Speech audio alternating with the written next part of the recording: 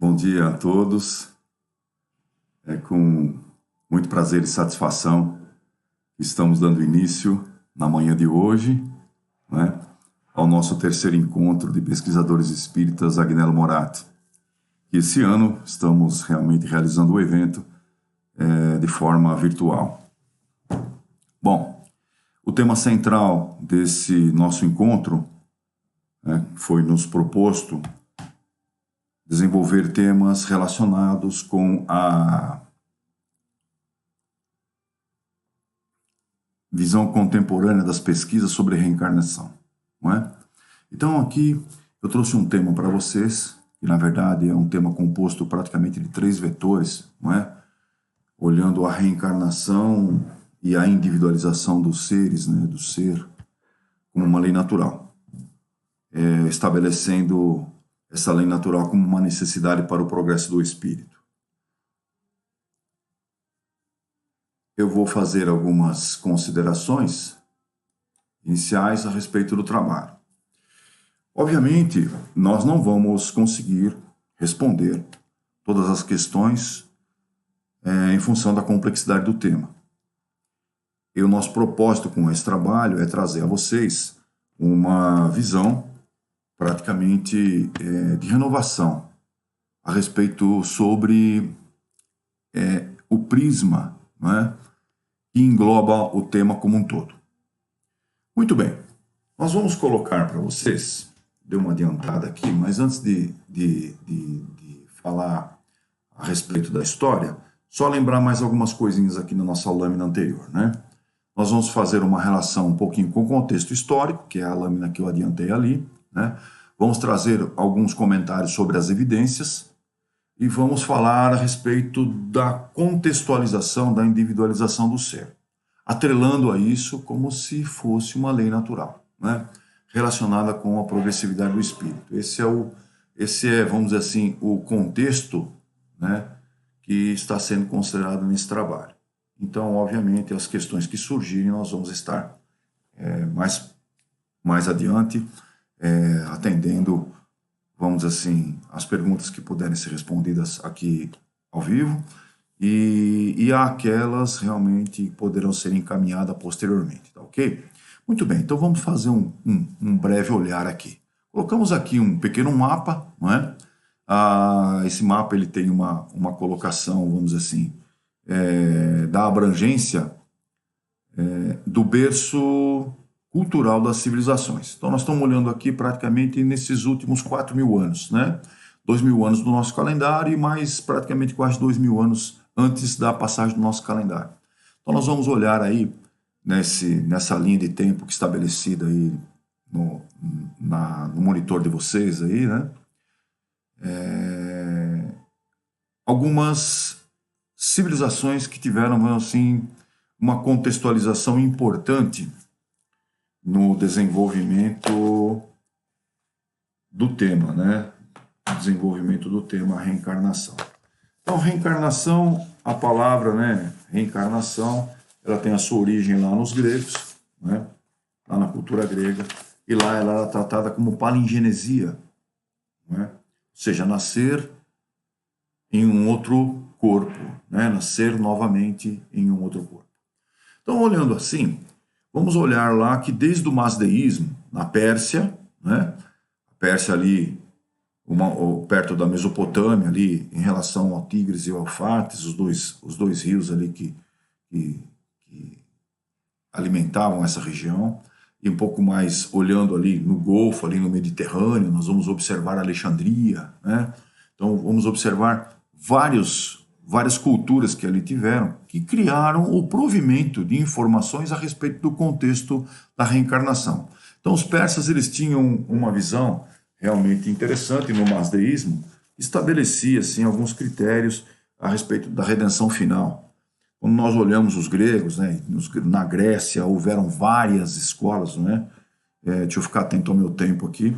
Há várias histórias relacionadas com vários locais, com vários, digamos assim, nesses 600 anos, vários personagens importantes como Platão, né, Arquimedes, Pitágoras e uma série de outros aí dando sempre sua contribuição. A última escola desse contexto todo praticamente foi a Alexandria. Quando nós olhamos um pouquinho a Índia, voltando mais o contexto para a Ásia, nós vamos lá olhar nos textos védicos várias colocações. E os indianos, eles são reencarnacionistas até hoje, né? Tanto é que a grande maioria dos trabalhos do Dr. Ian Stevenson foram realizados no século passado na Índia, né? Além de também alguns trabalhos serem realizados no Ceilão. Temos a contribuição, inclusive, do Dr. Hemendra Banerjee nesse contexto. Então, quer dizer, é um lugar onde nunca se perdeu essa linha. Olhamos a Alexandria, né? Alexandria foi, digamos assim, o último berço cultural. E nesse calendário, nós podemos olhar a Judéia como uma participação, vamos dizer assim, se sobrepondo a essa linha do tempo, né? Lembrando que os judeus, eles foram realmente se formando desde a vinda das tribos de Abraão, saindo da Caldeia, né? Então, veja, quando nós olhamos por esse panorama, nós vamos ver que cada civilização dessas, né, os romanos, os celtas, né, até, vamos dizer assim, os movimentos que culminaram com a Idade das Trevas, né, ou seja, depois que praticamente se perdeu Alexandria, realmente com o início do islamismo, já quase 5 séculos depois do início do calendário cristão, se perdeu muitas coisas. As coisas foram se perdendo, foram queimadas, coisa parecida. Então, a partir desse momento, né, que a teologia da religião cristã romana foi construindo uma certa força, essa visão reencarnacionista ela foi realmente ficando suplantada, né? Não se podia falar a respeito, né? Sendo colocada, vamos dizer assim, de lado. Então, isso aconteceu até o período da Idade Média, até as proximidades do século XV. Não é? Então, muito aconteceu lá no Oriente, muito aconteceu no Ocidente. O Islã, por sua vez, entendeu? Deixou esse tema abafado, da mesma maneira que os cristãos romanos o fizeram até o século XV e assim sucessivamente. A partir do século XV, então, o tema começa a tomar uma conotação diferente. Por quê? Porque surgem pensadores, né, com Leibniz, por exemplo, né, que foi um filósofo, matemático maravilhoso, que começa a construir a ideia sobre o monadismo, né? Começa a não colocar em xeque a presença de Deus, a visão de Deus, mas simplesmente um contexto filosófico, né, de universo. Isso aqui é interessante. E a partir do século XIX, então, com a vinda da edificação dos contextos da doutrina espírita, pela mente de Kardec, auxiliado pelos espíritos, vamos assim, houveram, então, várias vertentes que passaram a ser entendidas no campo da filosofia, no campo da ciência e também no campo da religião. Então, ressalto isso, por quê? Porque todas as vezes que abordamos esse tema, caímos na questão religiosa. Existe uma, vamos dizer assim, uma redundância, né, de pensamentos em achar que reencarnação está sempre atrelada com o seio religioso. Bom, um dos autores que eu consultei, que eu trabalhei, que eu estudo há alguns anos, é o Deschamps. E ele tem uma obra que fala sobre morte, sobre reencarnação, e é uma coletânea de culturas. Então ele diz que quando há alguma coisa no ambiente que ela é oriunda de culturas que estão espalhadas em lugares diferentes, mas que, de uma certa forma, tem realmente uma condução para a mesma linha, para o mesmo caminho, é porque existe uma verdade sutil, né, abaixo de toda essa condição, relacionando, ligando, vamos dizer assim, o tema como um todo. Né? Isso é uma visão de Deschamps. Bom, muito bem. Nós vamos, então, dar continuidade aqui e vamos falar um pouquinho, então, das evidências. Quais são as evidências a respeito da reencarnação? Bom, quando nós olhamos o século passado, lá a partir de 1950, e como conseguimos alcançar os trabalhos do Dr. Ian Stevenson, né, um pesquisador da Universidade de Virgínia, diga-se de passagem, uma pessoa que não estava atrelado ao processo, vamos dizer assim, religioso. Né? Ele elabora os estudos, né? Os estudos foram elaborados de maneira a considerar os berços culturais, as formas religiosas, mas não o enaltecimento do processo da reencarnação relacionado diretamente com o contexto religioso. Ele olha isso de maneira científica. Muito interessante. Se vocês tiverem acesso às obras do Dr. Ian Stevenson, por favor, consulte-as, porque tem casos assim fantásticos. Não é? Não só ele, como o Dr. Emendra Banerjee, que o auxiliou em um determinado momento, mas que depois também pôde fazer as suas pesquisas. E aqui no Brasil, o Dr. Hernando Guimarães, que foi uma pessoa que contribuiu com alguns casos, fez a ponte com o Dr. Emendra Banerjee, trouxe o Dr. Emendra Banerjee no Brasil, e assim vai.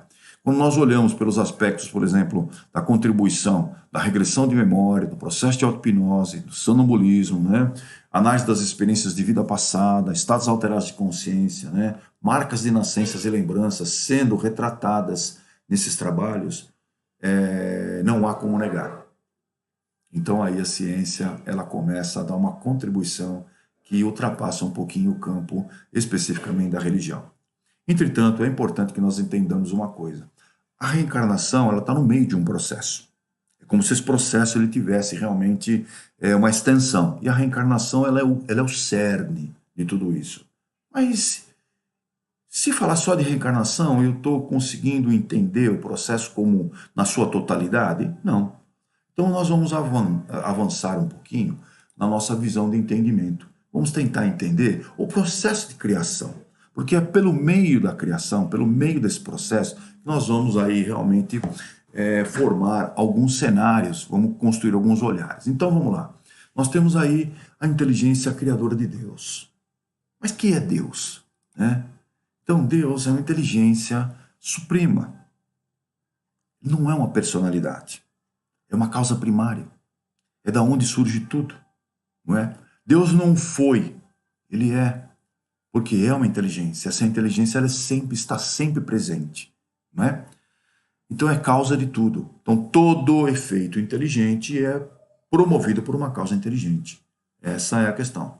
Quando nós olhamos a visão de Leon Denis, com uma certa simplicidade, estabelece realmente uma frase muito bacana.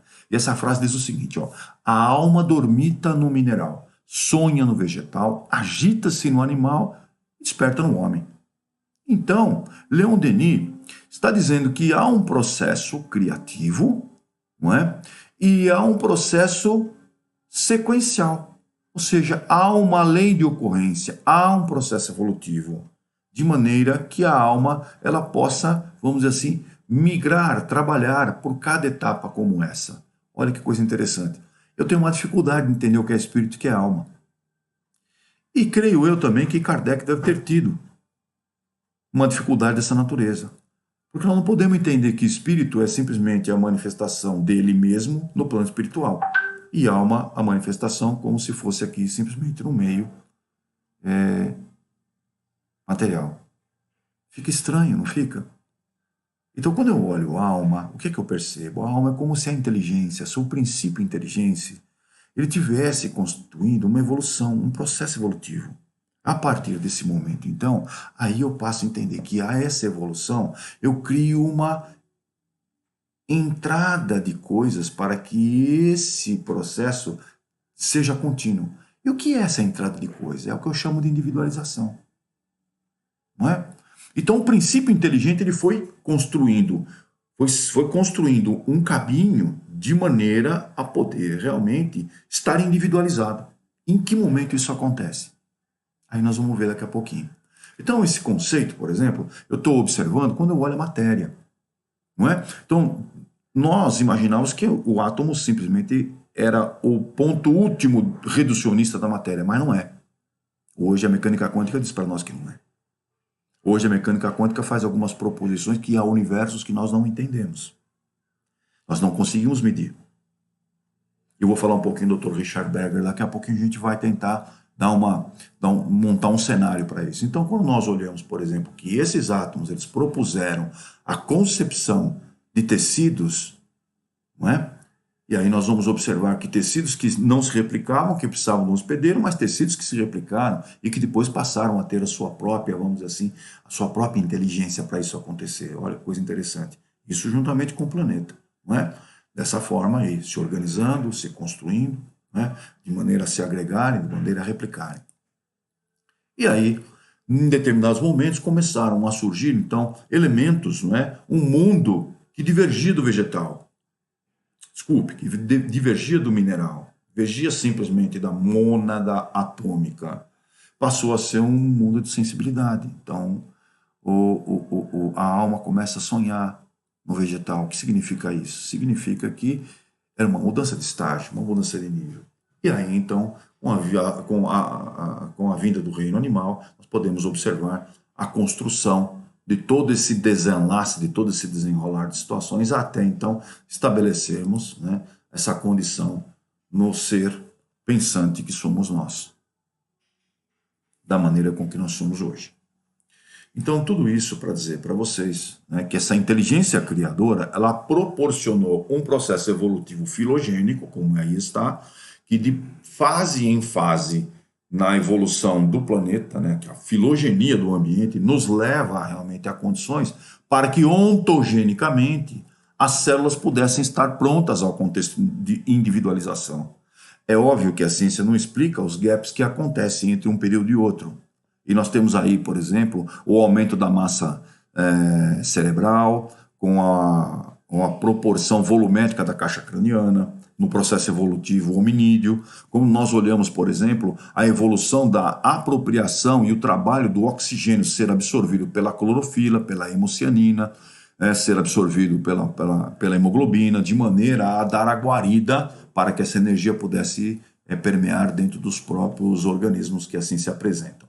Então aí tem mais ou menos um gráfico onde vai mostrar para vocês os gaps, a adaptação dos vegetais, quando surgem os homens, quando que o planeta foi concebido, como que aconteceu isso, que maneira que aconteceu, né? E aí a gente vai formando essa ideia, ou seja, o ambiente evoluiu para que o ser pudesse evoluir junto. Tem uma naturalidade de ocorrência disso em função do tempo. Ok? Muito bem. Deus. Muito difícil explicar o que é Deus. Mais difícil dizer é quem é Deus. Mas Kardec pergunta, que é Deus? Aos espíritos. E aí eles vão traçando um panorama do nosso entendimento dos atributos divinos. Mas o que nós podemos entender é que Deus constantemente cria. Ele emana de seu seio a inteligência e emana de seu seio a matéria. O que significa que a inteligência manipula a matéria. É por meio do princípio inteligente que o fluido cósmico universal vai sendo concebido de maneira a se organizar para que possa ser utilizado na construção de mundos. E os mundos são orientados por outras inteligências emanadas de Deus, para que, na verdade, esses mundos possam estar se aprontando para que as mônadas, né, vão ser vamos dizer assim, os princípios, os níveis evolutivos para cada etapa desse princípio inteligente.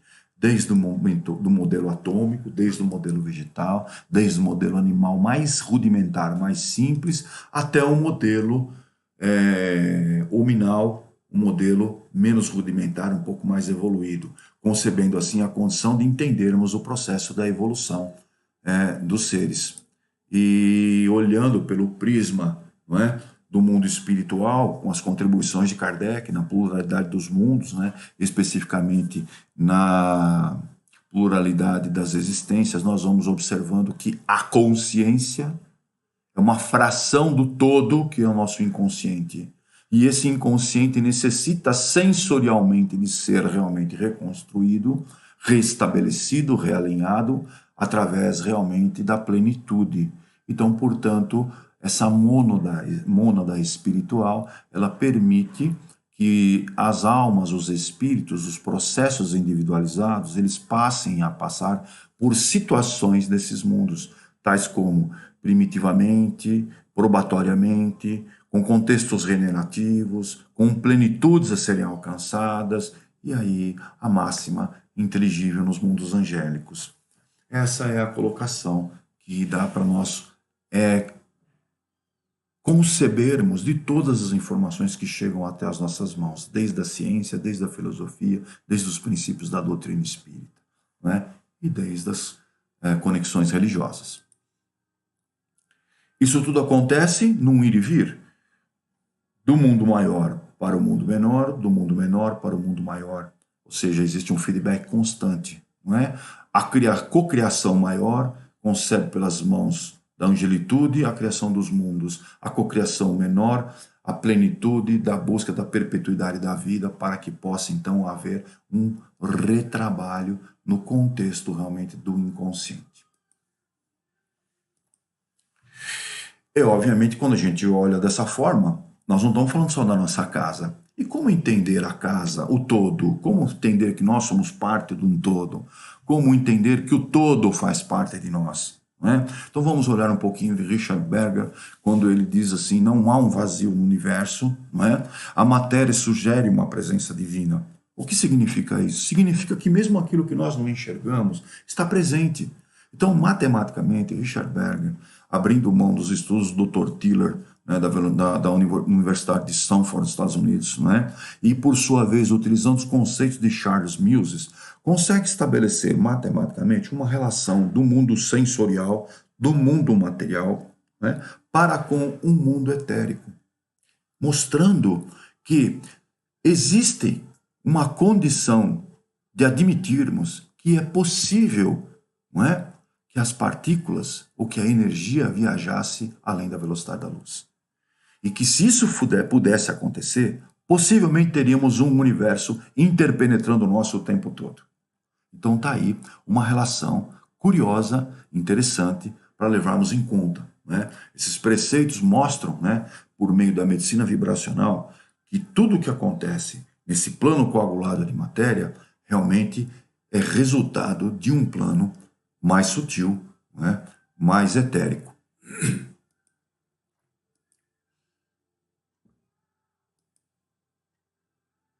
Há muitas moradas na casa de meu pai. Essa é uma máxima interessante, quando nós podemos olhar que a ciência, a filosofia, né, e a religião, elas poderiam estar sendo interpretadas pela mesma métrica, né, pelo mesmo olhar. Quando nós olhamos o todo, nós nos arremetemos como parte do todo. Quem somos nós? Não é? Qual é a nossa estrutura? Será que essa estrutura é só esta física em que eu pego, em que eu me vejo? Não é? Será que é só isso? Do que faço parte eu? Está muito em moda dizer, nossa, mas esse problema é espiritual. Ah, mas as doenças são espirituais. Mas sim, mas como entender essa fisiologia, se nós pudéssemos chamá-la de fisiologia? Como entender essa anatomia? Não é? Nós temos uma estrutura que é interessantíssima, porque da nossa alma, do nosso processo individualizado, não é? Existe uma estrutura que vamos dizer assim, está num nível de vibração da matéria extremamente sutil e que plasma esse nível sobre uma matéria, um fluido cósmico emanado o tempo todo e pode então ser reorganizado a um corpo semimaterial. E esse corpo semimaterial pensa, submetido à vontade, e a vontade não é do corpo semimaterial, a vontade é da alma, a vontade é intrínseca da alma, está na alma.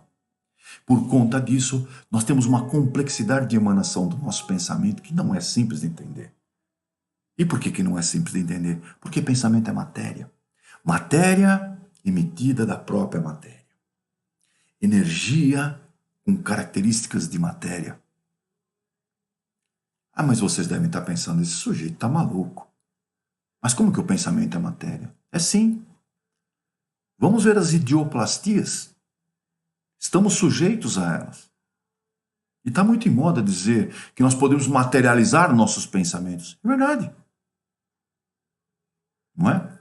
Vamos olhar um pouquinho nas obras de André Luiz e lá vamos achar determinados insertos interessantíssimos a esse olhar, ao olhar dessa condição. Mas nós não vamos nos deter aí.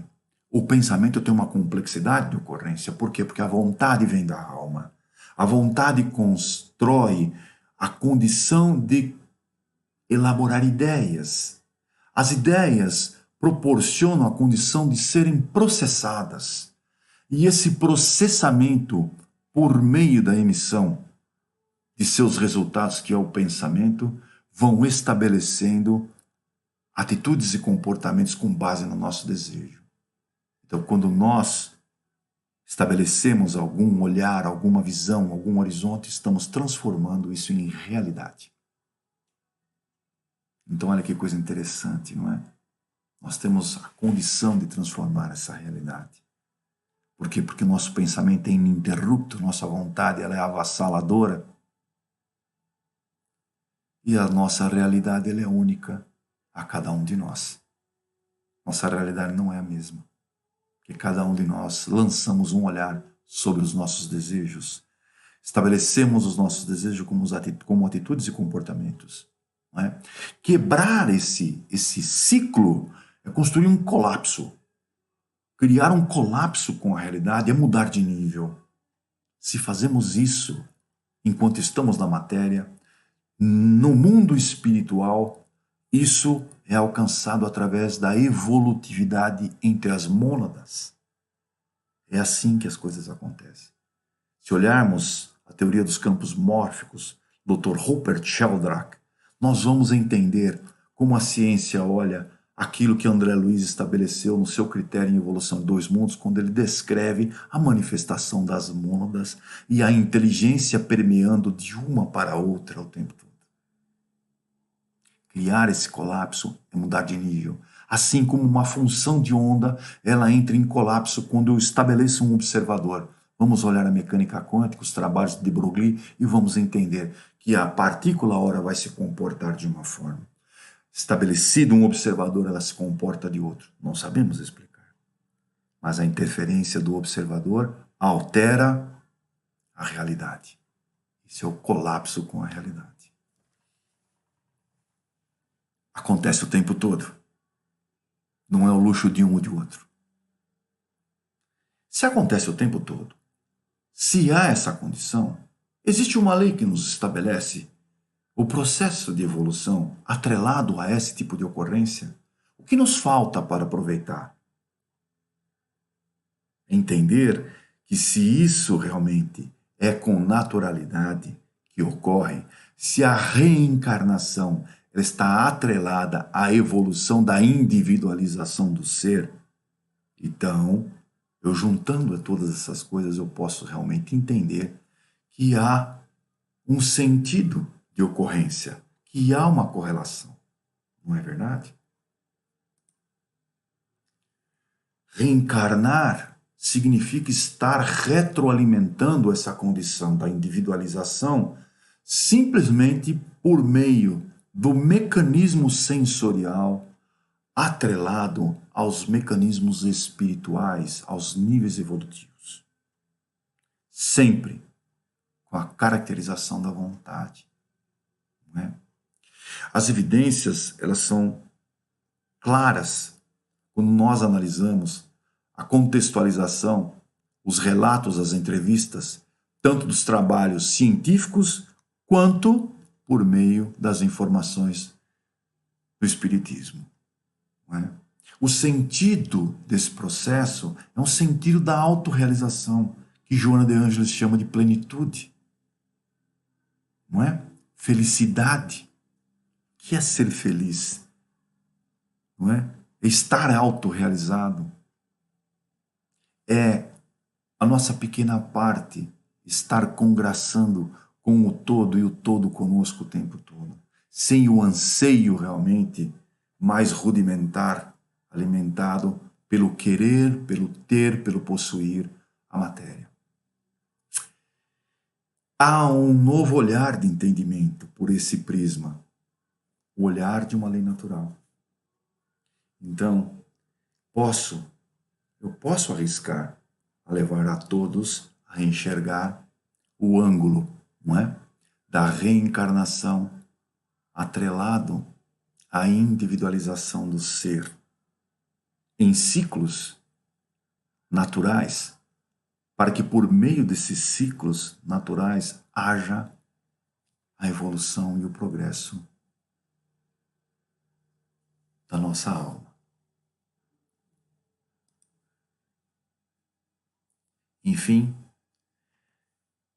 não tenho a pretensão que todos realmente consigam responder aquela pergunta que não quer calar com essa singela apresentação. Mas tenha certeza que a parte manuscrita desse trabalho lhes dará um acesso um pouquinho melhor para aqueles que se interessarem, aqueles que quiserem fazer perguntas e nós poderemos responder algumas aqui ao vivo, não é? E outras, muito provavelmente, encaminharemos as respostas. Não somos o dono da verdade, somos buscadores dela. Lembrando que cada verdade nos leva à nossa realidade, emana da nossa realidade. Que vocês tenham um dia maravilhoso e que a paz do nosso amado irmão, Mestre Jesus, se infunda em vossos corações. Que assim seja.